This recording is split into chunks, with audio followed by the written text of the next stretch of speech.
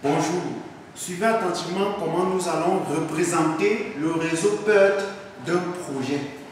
Complétez les tâches suivantes. Nous allons donc compléter les tâches suivantes à ces tâches-ci dans ce tableau. Quelles sont les ou la tâche qui suivent la tâche A? Vous venez dans la colonne des tâches antérieures, vous regardez la tâche A. Où est A ici? Voici A. Ça veut dire que I est la tâche qui suit la tâche A. Vous venez, vous recopiez I ici. Ensuite, on passe à la tâche B. On regarde partout, il y a B ici. Voici un B là. Ça veut dire que C est la tâche qui suit la tâche B. On met C ici. Est-ce qu'il y a encore B ici? Non. Ça veut dire que C est la seule tâche qui suit la tâche B. Après B, on passe à C. On regarde où il y a C ici. Je regarde, je ne vois pas C. Ça veut dire qu'il n'y a pas de tâche qui suit la tâche C. On met la barre. Après C, on passe à D. On regarde là où il y a D ici. Voici D ici. Ça veut dire que A est la tâche qui suit la tâche D. On vient représenter A ici. Donc, la tâche A est la tâche qui suit la tâche D. On regarde encore D ici. Voici encore D là. Ça veut dire que H est la tâche qui suit D. On met H à côté de A. Donc A et H sont des tâches qui suivent la tâche D. Après D, on passe à E. On regarde là où il y a E ici. Voici E là. Ça veut dire que F est la tâche qui suit E. On vient dans la colonne, dans la ligne E, on met F là. On a un seul E ici. Ça veut dire que F c'est la seule tâche qui suit la tâche E. Donc on met F. On regarde la ligne F, on met seulement F là. Après F, c'est G. On regarde là où il y a G. Voici G ici. La tâche qui suit G, c'est B. On vient dans la ligne de G, on met B. Avant E, on a sauté F. Est-ce qu'il y a F ici? Lorsque vous regardez dans les tâches antérieures, est-ce qu'il y a F? Il n'y a pas F. Ça veut dire que F n'a pas de tâche suivante. F n'a pas de tâche suivante. Donc on passe à G. On regarde donc partout, il y a G ici. Voici G là. La tâche qui suit G, c'est B. On met B ici dans la ligne de la tâche G. On regarde là où il y a encore G. Voici G ici. E. E, c'est la tâche qui suit G. On met E à côté de B. B et E sont les tâches qui suivent la tâche G. Après G, c'est H. On regarde là où il y a H ici. Voici H ici. B. On vient dans la ligne de H. On met B. On regarde encore où il y a H. Voici H ici. E. On vient dans la ligne de H, on met E. Donc B et E sont les tâches qui suivent la tâche H. On regarde encore s'il y a I ici. Voici I ici. F. F est la tâche qui suit I. On vient dans la ligne de I, on met F. Donc voilà donc les tâches suivantes. Maintenant, nous allons représenter les niveaux de tâches. Je rappelle que le niveau est un ensemble constitué d'une ou des tâches n'ayant pas de tâches antérieures. Alors, commençons par le niveau 1. Le niveau 1 est constitué d'une ou des tâches n'ayant pas de tâches antérieures. Quand on regarde les tâches ci, quelle est la tâche qui n'a pas de tâche antérieure? C'est la tâche D. D n'a pas de tâche antérieure. On met D. On regarde encore, il y a encore une autre tâche, G. G n'a pas de tâche antérieure. On met G. Voilà donc les deux tâches qui n'ont pas de tâche antérieure. Les deux tâches n'ont pas de tâche antérieure. Ça veut dire que ces deux tâches appartiennent au niveau 2. Au niveau 1, comment faire pour trouver les tâches du niveau 2? Pour trouver les tâches du niveau 2, on va se servir des tâches du niveau 1. Comment faire? Je vais venir ici dans les tâches antérieures. Je vais barrer toutes les tâches du niveau 1, à savoir D et G. Je barre D là. Est-ce qu'il y a encore D? Oui. Est-ce qu'il y a encore D? Non. G, je barre G là. Est-ce qu'il y a encore G? Je barre. Voilà, c'est tout. Alors je regarde dans les tâches, après avoir barré, je regarde dans les tâches qui n'ont pas de tâches antérieures. Nous avons A. Il n'y en a plus de tâches ici parce que j'ai barré là, il n'y en a plus. A appartient au niveau 2. Mais j'ai barré G là, mais il y a encore une autre tâche là, donc je ne peux pas prendre B. J'ai barré G là, il y a encore une autre tâche là, je ne peux pas prendre E comme la tâche qui appartient au niveau 2. J'ai barré D là, il n'y en a plus, donc je prends H. H est la tâche qui appartient au niveau 2. Donc le niveau 2 est constitué de la tâche A et de la tâche H. Nous passons donc au niveau 3. Pour trouver les tâches du niveau 3, je dois utiliser les tâches du niveau 2. Je regarde donc dans les tâches antérieures, je barre donc toutes les tâches du niveau 2, à savoir A et H. Où est A ici? Voici A là. Je barre en crête couleur bleue. Je regarde encore, il n'y en a plus A. Je barre H également. Je regarde H, voici H ici. Voici H là. Donc j'ai barré H là. J'ai barré aussi H là. Parce qu'il y a H là et là. Donc je barre H là, je barre H ici. Est-ce qu'il y a encore H? Non. Je regarde donc les tâches antérieures. Ou du moins, je regarde les tâches qui n'ont pas de tâches antérieures. Après avoir barré ici, il n'y en a plus. Lorsque je barre là, il n'y en a plus de tâches antérieures. Ça veut dire que B appartient au niveau 3. Voilà B là. Après avoir barré là, il n'y a plus de tâches antérieures ici. Ça veut dire que E appartient au niveau 3. Après avoir barré là, il n'y en a plus de tâches là. Ça veut dire que I appartient au niveau 3. Voilà, I appartient au niveau 3. Voilà donc les tâches du niveau 3. Maintenant, je dois utiliser les tâches du niveau 3 pour trouver les tâches du niveau 4. Comment faire? Je dois revenir dans la colonne des tâches antérieures. Je barre toutes les tâches du niveau 3, à savoir I, B et E. I, voici ici. Je barre I en crête couleur orange. Il n'y a plus I. Je barre B. Voici B ici. Est-ce qu'il y a encore B quelque part? Non. Je regarde E. Voici E ici. Est-ce qu'il y a encore E quelque part? Non. Alors, je regarde donc les tâches qui n'ont pas de tâches antérieures parmi ces tâches-ci. Après avoir barré les tâches du niveau 3, bien sûr. Lorsque j'ai barré là, il n'y en a plus de tâches là, donc je prends C. C fait partie des tâches du niveau 4. J'ai barré là. Il n'y en a plus de tâches ici. Ça veut dire que F fait partie des tâches du niveau 4. Donc, voilà donc les niveaux des tâches. Maintenant, je vérifie. Je compte 1, 2, 3, 4, 5, 6, 7, 8, 9. Et 1, 2, 3, 4, 5, 6, 7, 8, 9. Alors, c'est vrai. Donc, j'ai fini avec le niveau des tâches. Je rappelle que lorsqu'on somme toutes les durées, là, ça nous fait 33 jours. Donc, si on peut réaliser notre projet en 33 jours, mais avec le réseau PEP, ça nous permettra de trouver un moyen ou un chemin pour pouvoir réaliser ça en peu de temps. Ok. Nous passons donc à la prochaine question, à savoir représentation du réseau PEP. Nous allons représenter notre réseau PEP. Pour représenter le réseau PEP, on représente cela par niveau. Donc, on va représenter niveau par niveau. Donc, pour représenter les niveaux, je trace donc les traits pour séparer dans les niveaux. Donc, voilà. Voici le niveau 1, voilà le niveau 2, voilà le niveau 3 et voilà le niveau 4. Parce qu'on a 4 niveaux des tâches. Alors, commençons par représenter les tâches du niveau 1. Je commence par l'étape de début. Je rappelle que ça, c'est l'étape. Le cercle ici, c'est l'étape. L'étape est constituée de la date au plus tôt, la date au plus tard et ici, on met le numéro de cette étape. Ceci, c'est la tâche. La flèche ici, c'est la tâche. On commence ici. Lorsqu'on finit là, on met également l'étape ici. Alors ça, c'est la tâche, c'est une flèche. Là, c'est la désignation de cette tâche. D, c'est la désignation de cette tâche-ci. Et 4, c'est la durée de cette tâche-ci. Alors, nous commençons par représenter les tâches du niveau 1, c'est-à-dire la tâche D. On commence par représenter la tâche D. Donc, je commence là, je représente la flèche là. Je mets l'étape-ci. Ça, c'est l'étape de fin. La tâche D commence là et ça finit là, à cette étape-ci. Je représente donc D avec sa durée qui est 4. La durée de D, c'est 4. Alors, je représente donc la tâche G. G est également la tâche qui appartient au niveau 1. G, voilà G, je représente G. Je mets l'étape de fin. Voilà G avec sa durée. J'ai représenté les deux tâches du niveau 1. G avec sa durée. Voilà les deux tâches du niveau 1. Maintenant, je passe au niveau 2. Le niveau 2 est constitué de la tâche A et de la tâche H. Maintenant, comment faire pour représenter donc ces tâches-là?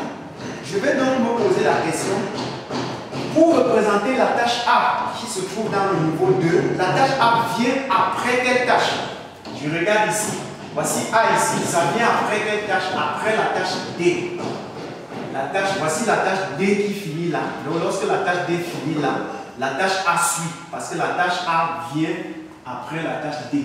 Donc je représente la tâche A là. Je finis par l'étape ici et je mets la tâche sur la flèche ici, la tâche A avec sa durée. J'ai fini avec la tâche A. La tâche H qui fait partie du niveau 2, je vais la représenter. La tâche H vient après la tâche D. La tâche H vient après la tâche D. Voici la tâche D qui finit là, la tâche D ici finit là. Donc la tâche H vient après la tâche D ici. Voilà la tâche H. Voici ça, c'est la tâche H avec sa durée. Et lorsque je finis là, je représente donc l'étape ci. Ça c'est l'étape pour finir la tâche H. La tâche H commence là, finit là, par l'étape ci. Ensuite, j'ai fini avec les tâches du niveau 2. Je continue, regardez bien les tâches du niveau 2.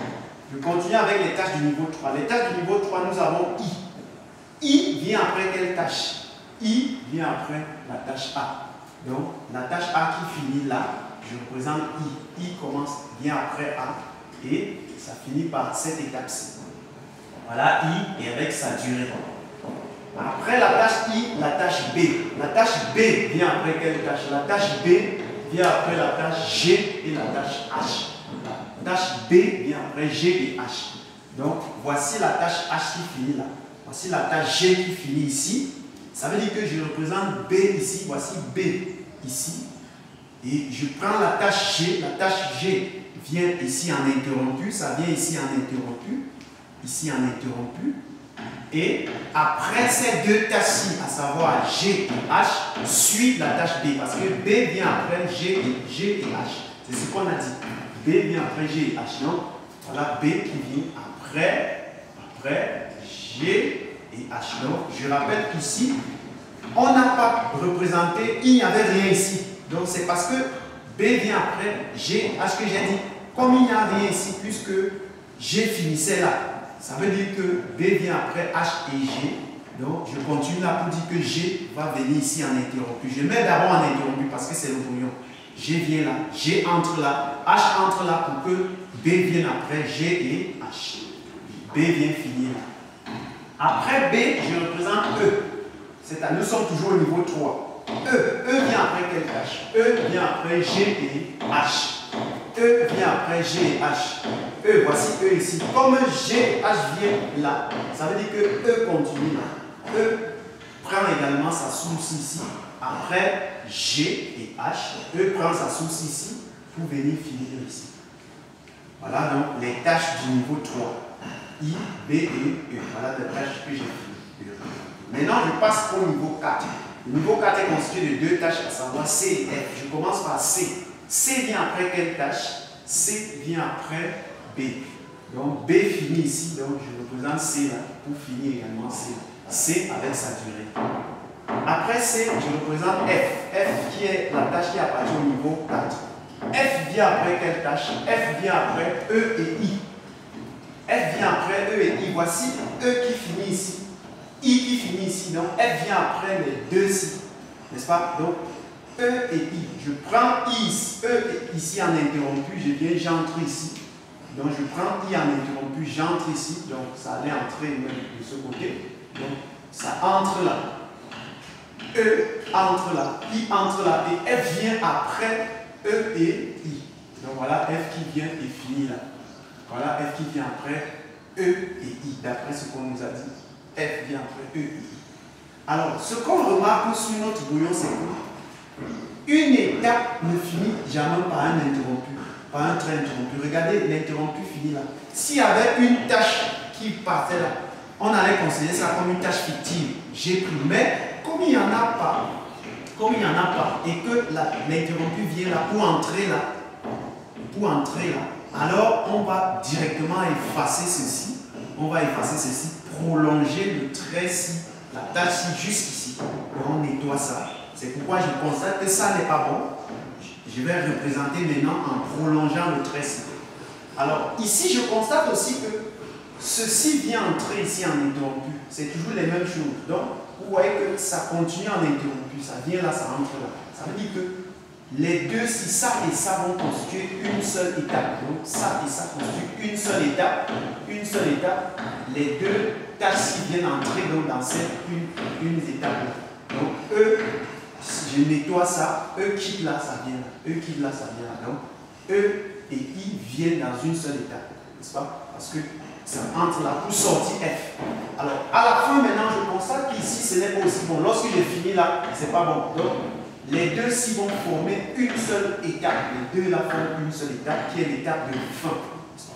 Alors, la représentation sur notre feuille de composition donne ceci. On commence d'abord par l'étape de début.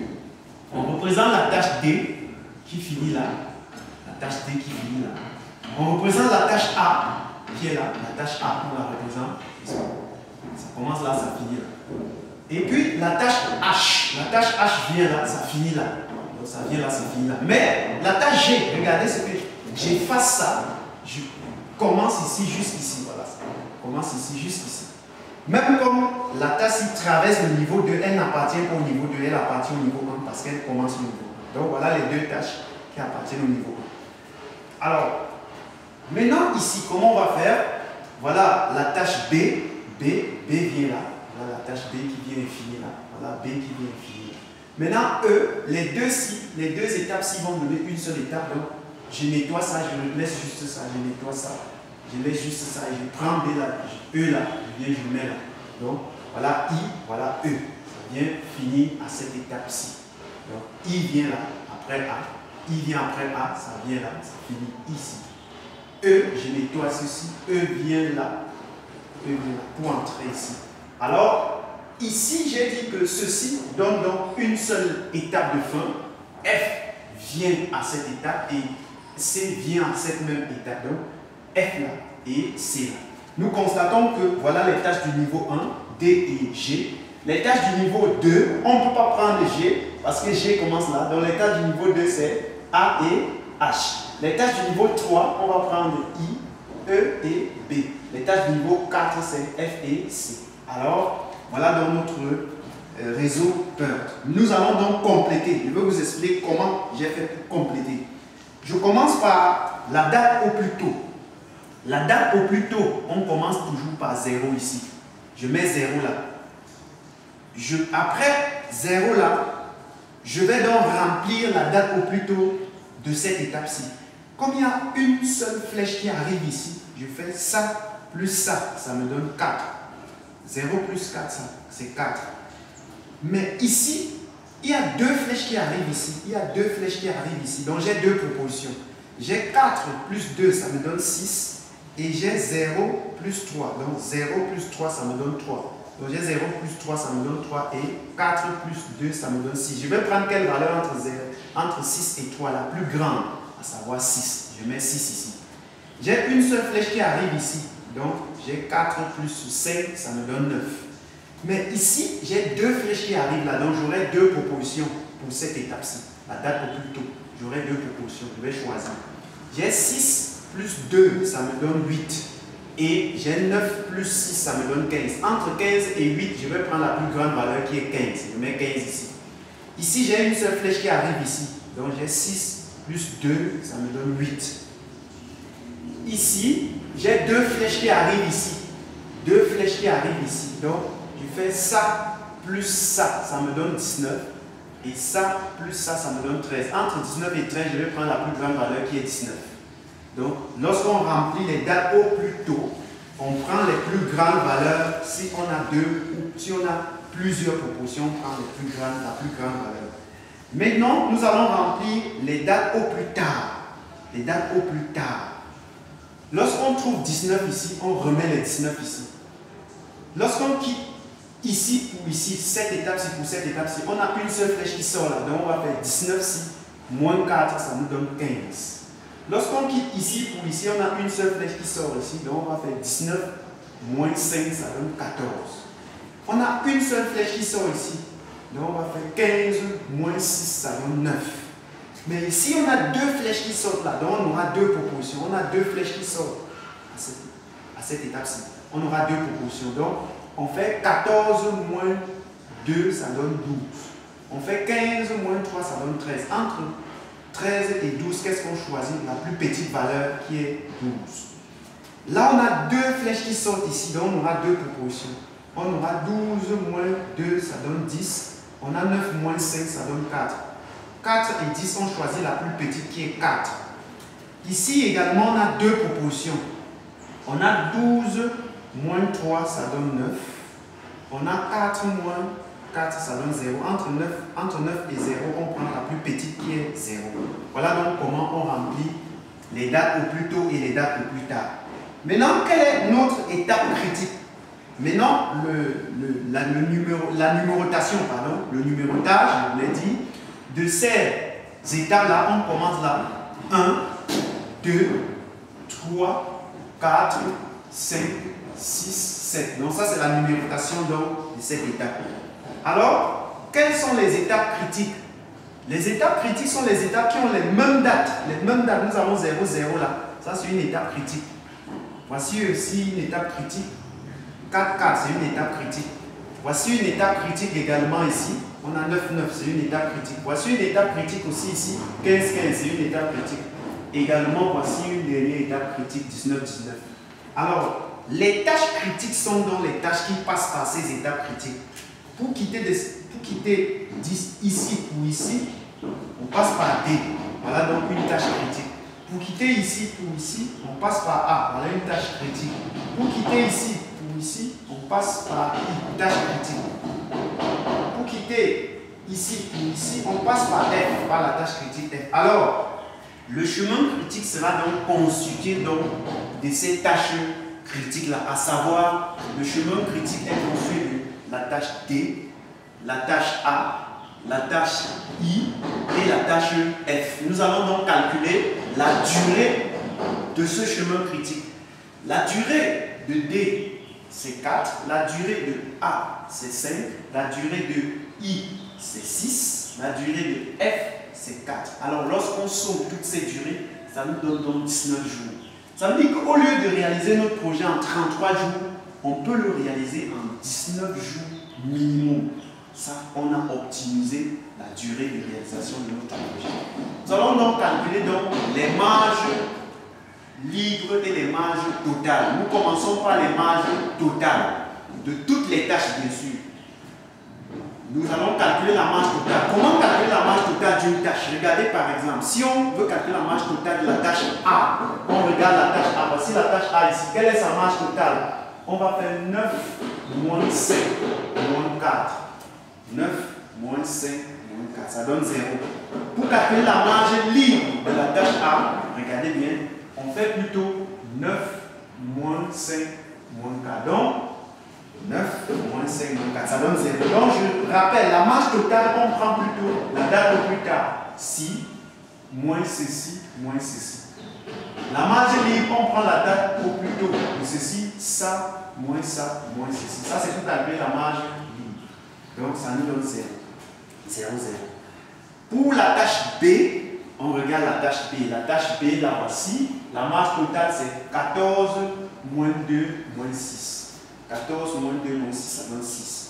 La marge libre, ça fait 8 moins 2 moins 6. 8 moins 2 moins 6, ça fait 0. Pour la tâche C, là voici. Là voici. La marge totale, c'est 19 moins 5 moins 8. 19 moins 5 moins 8, ça fait 6. Et la marge libre, c'est 19 moins 5 moins 8. 19 moins 5 moins 8, ça donne également 6. Pour la tâche D, la marge totale, c'est 4 moins 4 moins 0. 4 moins 4 moins 0, ça fait 0. La marge libre, on prend plutôt ceci. 4 moins 4 moins 0, ça fait 4 moins 4 moins 0, ça fait 0. Pour la tâche E, la marge totale, c'est 15 moins 2 moins 6. 15 moins 2 moins 6, ça fait 7.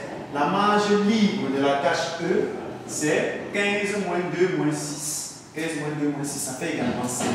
Pour la tâche F, la voici. La tâche F, la marge totale, c'est 19 moins 4 moins 15. 19 moins 4 moins 15, ça fait 0. La marge libre, c'est 19 moins 4 moins 15. 19 moins 4 moins 15, ça fait également 0. Pour la tâche G, on regarde sur le réseau la tâche G. La tâche G, là voici. La marge totale, 12 moins 3 moins 0. 12 moins 3 moins 0, ça fait 9. Pour la marge libre de la tâche G, 6 moins 3 moins 0. 6 moins 3 moins 0, 6 moins 3 moins 0, ça fait 3. Et la tâche H, la voici. La tâche H, la marge totale c'est 12 moins 2 moins 4. 12 moins 2 moins 4. Donc la tâche H, sa marge totale c'est 12 moins 2 moins 4. Ça donne 6. Et la marge libre de la tâche H, c'est 6 moins 2 moins 0, moins 4. 6 moins 2 moins 4, ça fait 0. Et la marge totale de la tâche I, la voici, la marge totale c'est 15 moins 6 moins 9. 15 moins 6 moins 9 égale 0. Et la marge libre de la tâche I, c'est 15 moins 6 moins 9 également. 15 moins 6 moins 9, ça fait 0. Alors, nous avons fini avec le calcul des marges. Nous remarquons que les tâches ayant les marges totales nulles et les marges libres nulles sont des tâches critiques. Regardez par exemple la tâche A, 0, 0, c'est une tâche critique. La tâche B, 6, 0, ce n'est plus une tâche critique. La tâche C, 6, 6, ce n'est plus une tâche critique. La tâche D, 0, 0, c'est une tâche critique. La tâche E, 7, 7, ce n'est plus une tâche critique. La tâche F, 0, 0, c'est une tâche critique. La tâche G, 9, 3, ce n'est plus une tâche critique. La tâche H, 6, 0, ce n'est plus une tâche critique. La tâche I, 0, 0, c'est une tâche critique. Nous remarquons que les tâches critiques sont A, D, F et I. Voilà donc les tâches critiques à partir du calcul des marges. Alors, si cet exercice vous a intéressé, je vous invite à vous abonner en cliquant sur abonner juste en dessous de cette vidéo et en laissant les commentaires si vous avez d'autres préoccupations pour me permettre de vous aider. Je vous remercie.